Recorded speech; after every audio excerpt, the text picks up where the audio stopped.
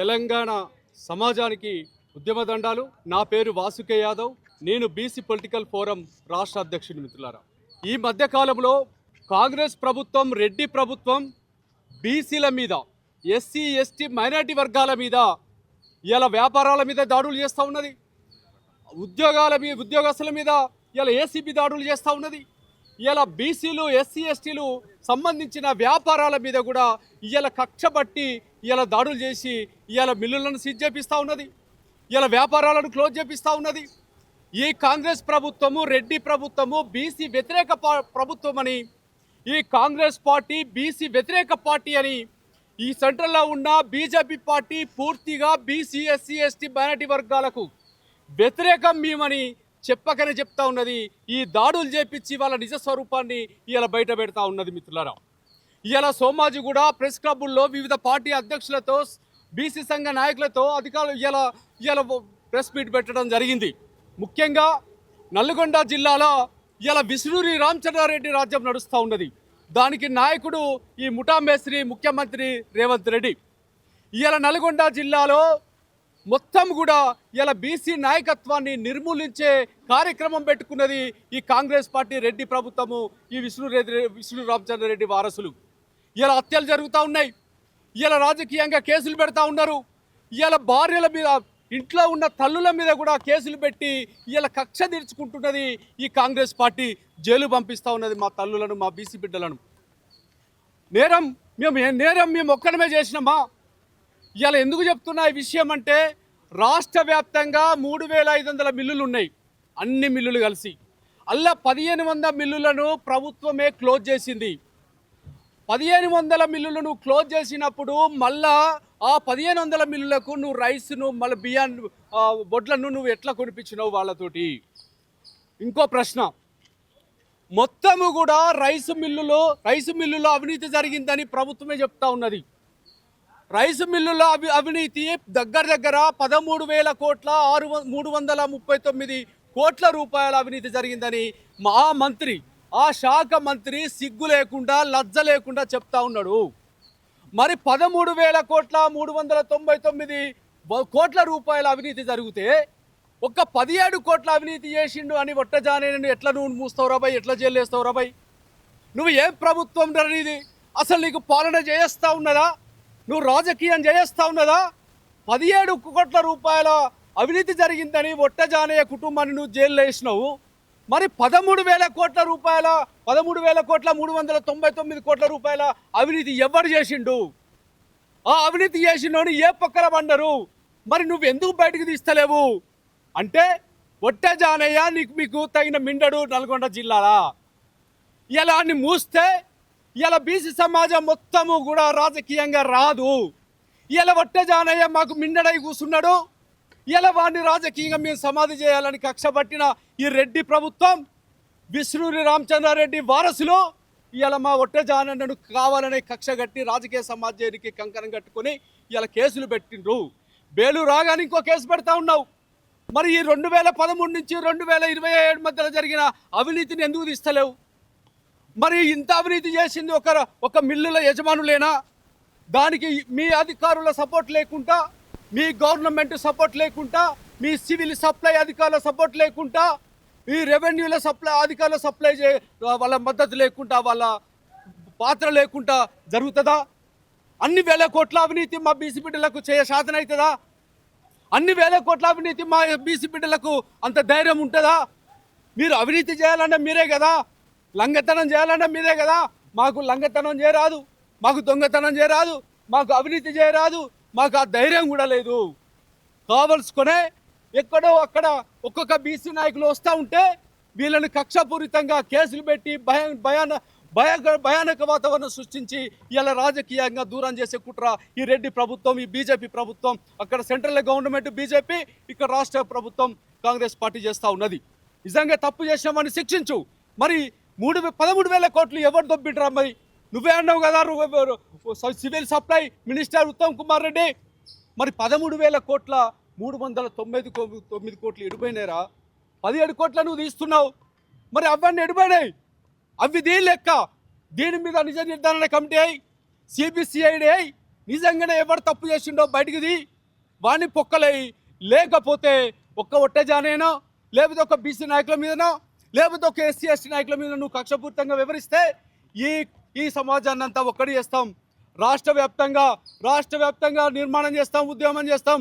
బిడ్డాని నువ్వు చేస్తున్న అవినీతిని, నువ్వు చేస్తున్న మేకపూరితంగా కావలసుకొని చేస్తున్న ఈ భాగవతాలని అన్నీ కూడా తీస్తాం. హైడ్రాలా మా పేదలనే కూల్చినావు. ఇలా 21 జీవోట, ఆ 21 జీవోల దగ్గర 80,000 ఎకరాలట. ఇలా ఆ వెనకాల కూడా మా బీసీ బిడ్డలే ఉన్నారు, మా ఎస్సీ ఎస్టీ బిడ్డలే ఉన్నారు. ఏం పాపం చేసిండ్రా మేము ఓట్లయితే కదా నువ్వు అధికారంలోకి వచ్చినావు. 85 నుంచి 90% ప్రజల ఓటేస్తేనే కదా నువ్వు అధికారంలోకి వచ్చినావు. లేకపోతే గుప్పటి మంది లేని నీ 5% నీ రెడ్డి సామాజిక వర్గం చేస్తే నువ్వు అధికారంలోకి వచ్చినావా? కానీ మా బిడ్డల మీద నువ్వు కక్ష పెట్టుకొని ఇలా చేస్తూ ఉన్నావు. బిడ్డ, యావత్ తెలంగాణ సమాజం చూస్తూ ఉన్నది. నీకు రాజకీయంగా గోరి కడతాం, నీకు రాజకీయంగా సమాధి చేస్తామని చెప్పి ఈ సెలవు తీసుకుంటున్నా. తెలంగాణ ఇక్కడే కాదు కదా, నల్గొండ కాదు, కరీంనగర్ అయింది, మెదక్ అయింది, నిజామాబాద్లో కూడా ఇప్పుడు కాదు గవర్నమెంట్ వచ్చిన కానీ ఏసీపీ రైట్స్ చాలా అవుతా ఉన్నాయి. కేవలం ఇప్పుడే మీరు స్పందించడానికి కారణం ఏంటి? అప్పటి వరకు కూడా మిత్రులారా అడిగిన ప్రశ్న మంచిదే. మరి 2013 నుంచోని ప్రభుత్వము మరి ఎందుకు తీయలేదు బయటికి? ఇప్పుడే ఒక్క ఒట్టజానన్న మీద ఎందుకు పెట్టింది? నువ్వే చెప్పినావు కదా, నిన్ననే ప్రెస్ మీట్ పెట్టి చెప్పింది కదా ఉత్తమ్ కుమార్ రెడ్డి, 13,399 కోట్ల రూపాయల అవినీతి జరిగిందని మనకి ఇప్పుడే తెలిసింది. మా ఒట్టజాన చేసింది కేవలం 17 కోట్ల అని ప్రభుత్వమే చెప్తా ఉన్నది. మరి ఇంత లొసిగైంది. మాకు ఇంతవరకు కూడా ఇంత పెద్ద ఎత్తున స్కామ్ ఉన్నది, మిల్లులలో ఇంత పెద్ద స్కామ్ జరుగుతూ ఉన్నది, ఇంత పెద్ద అవినీతి జరుగుతూ ఉన్నది. దీని వెనకాల అధికారులు ఉన్నారు, పెద్ద రాజకీయ నాయకులు ఉన్నారు, పెద్ద ఒక మాఫియా ఉన్నదని మాకు తెలియలేదు. ఇప్పుడే దాని గురించి మొత్తం తెలుసుకున్నాం. చిరంజీవి సార్ నాయకత్వంలో బీసీ బ్లూ ఇండియా పార్టీ వ్యవస్థాపక అధ్యక్షులు బొంగు ప్రసాద్ గౌడ్ నాయకత్వంలో అవన్నీ కూడా మేము బయటకు తీస్తాం, మీ రంగు బయట తీస్తాం. ఖచ్చితంగా ఈ ప్రభుత్వం వెంటబడతాం, బీసీలకు మేము అండగా ఉంటామని ఈ ప్రతిముఖంగా విజ్ఞప్తి చేస్తూ సెలవు తీసుకుంటున్నాం. తెలంగాణ సిద్ధాంతకర్త ఆచార్య జయశంకర్ సార్ గారి పుట్టినరోజు శుభాకాంక్షలను తెలంగాణ రాష్ట్ర ప్రజలందరికీ తెలియజేయడం జరుగుతుంది. భౌగోళిక తెలంగాణ సాధించుకున్నాం. బహుజన తెలంగాణ సాధనతోటే ఈ బీసీ ఎస్సీ ఎస్టీ మైనార్టీల బతుకులు మారుతాయని చెప్పినటువంటి జయశంకర్ సార్ యొక్క ఆశయాలు నెరవేరాలంటే సామాజిక తెలంగాణ నిర్మాణం జరగాలి. అందులో బ్లూ ఇండియా పార్టీ కీలక పాత్ర పోషిస్తుందని, సామాజిక తెలంగాణను, సామాజిక న్యాయాన్ని అందించే దిశగా అడుగులు వేస్తుందని సందర్భంగా తెలియజేస్తూ, ఇటీవల కాలంలో తెలంగాణ రాష్ట్రంలో బీసీలు మరి బహుజన కులాలపైన కుల వివక్షతతో కూడినటువంటి దాడులు, బీసీల అస్తిత్వం పైన దాడులు, బీసీల ఆర్థిక వ్యవస్థలపైన దాడులు, బీసీల రాజకీయ వ్యవస్థలపైన దాడులు కొనసాగుతుండడాన్ని బ్లూ ఇండియా పార్టీ ఈరోజు ఖండిస్తుంది.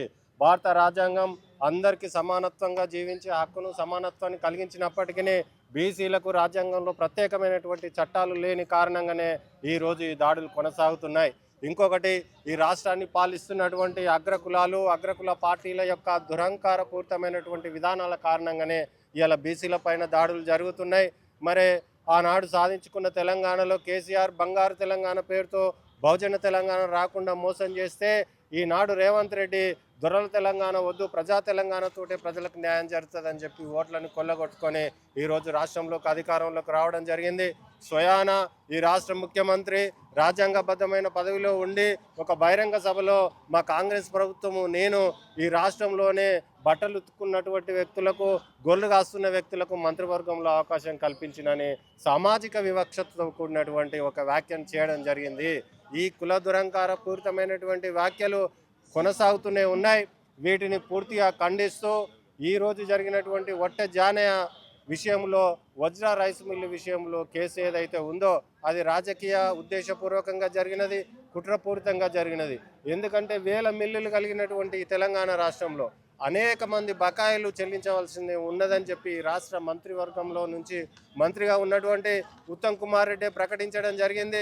13,000 కోట్లకు పైగా బకాయిలు రావాలి, వసూళ్లు జరుగుతలేవు, 6,000 కోట్లకే జరిగినాయి, కొంత అవినీతి జరిగిందని చెప్తున్నటువంటి మంత్రి గారు మరి ఒక్క ఒట్టజానే విషయంలో ఎందుకు ఇంత సీరియస్గా తీసుకోవడం జరుగుతుంది? వజ్రా రైస్ మిల్లు అవినీతి జరిగితే న్యాయపరంగా మేము పోరాటం చేయాలంటున్నాం. న్యాయపరంగా చర్యను తీసుకోవాలి. ఏసీబీ రైళ్లు న్యాయపరమైన అయినప్పుడు మిగతా మిల్లుల విషయంలో ఏసీబీ రైళ్లు ఎందుకు జరుగుతలేవు? మిగతా ఓసీ కులాల జరుగుతున్నటువంటి మిల్లుల్లో జరుగుతున్న అవినీతి ఎందుకు బయటకు వస్తలేదు? ఒక చిన్న మిల్లు నడుపుతున్నటువంటి ఒట్టెజానే పైన ఎందుకు ఇంత చర్యలు? పెద్ద మొత్తంలో అవినీతి జరిపినటువంటి మిగతా మిల్లుల లిస్టుని ఎందుకు మీరు బయట పెడతలేరు? ఇలా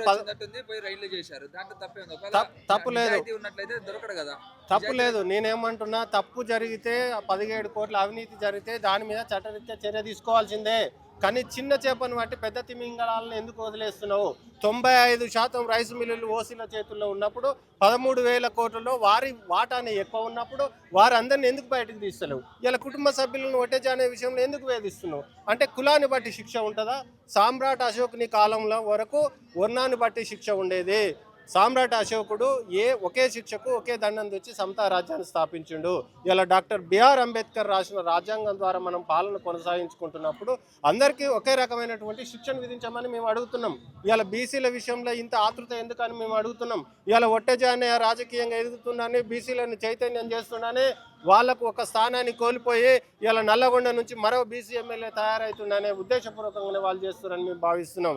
ఏది ఏమైనా మీరు ఎన్ని కేసులు పెట్టినా కూడా తలొక్కేది లేదు. బీసీలో రాజ్యాధికార కాంక్ష అనేది రగులుతుంది. తప్పనిసరిగా వచ్చే అసెంబ్లీ ఎన్నికల్లో, పార్లమెంట్ ఎన్నికల్లో ఉమ్మడి నల్లగొండ జిల్లాలో 2 ఎస్సీ స్థానాలు, ఒక ఎస్టీ రిజర్వ్డ్ పోగా మిగతా 9 స్థానాలు రేపు బీసీలే నిలబెడతాం, బీసీలనే గెలిపిస్తాం. బీసీల రాజ్యాధికారాన్ని సాధించి మీకు తగిన బుద్ధి చెప్పే విధంగా మేము బ్లూ ఇండియా పార్టీ ద్వారా ముందుకెళ్ళబోతున్నామని సందర్భంగా తెలియజేస్తూ, ఇకనైనా మీరు మరి ఈ యొక్క అవినీతి జరిగిందని చెప్తున్న మంత్రి ఎందుకు దానికి బాధ్యత వహించాడు, ఎందుకు రాజీనామా చేయడో కూడా తెలియజేయాలి. అదేవిధంగా ఒకే మిల్లుకు సంబంధించిన వ్యక్తిని కాకుండా మిగతా మిల్లులకు సంబంధించిన వ్యక్తులపై ఎందుకు చర్య తీసుకోవడంలో తెలియజేయాలి. ఎన్ని మిల్లులలో అవినీతి జరిగింది, ఎన్ని మిల్లులు బకాయిలు చెల్లించాలో మీరు లిస్టు బయట పెట్టాలి.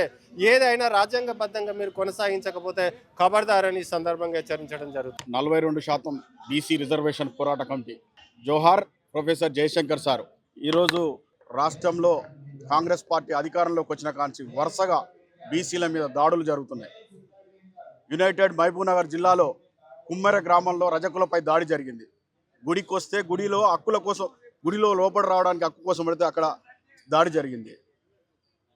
ఈశ్వరమ్మ గారు with in the party Congress party నాయకురాలు, ఆ పార్టీ నాయకురాలు బీసీలు చిన్న బోర్డు మెంబర్ వస్తే అక్కడ ఉన్నటువంటి ఎల్బీ నగర్ అగ్రవర్ణ ఆధిపత్యం తట్టుకోలేకపోయింది. అట్లాగే రాష్ట్రంలో ఎస్సీ ఎస్టీ బీసీ మైనారిటీ ఉద్యోగుల మీద దాడులు జరుగుతున్నాయి. ఏసీబీ దాడులు చేస్తున్నారు. మీరు చూస్తూ ఉండాలి. నిన్న మొన్న నల్లగొండ జిల్లాలో ఎక్కువ రైస్ మిల్లు ఉంటాయి. అందులో 1, 2, 3 బీసీలకు ఉంటాయి.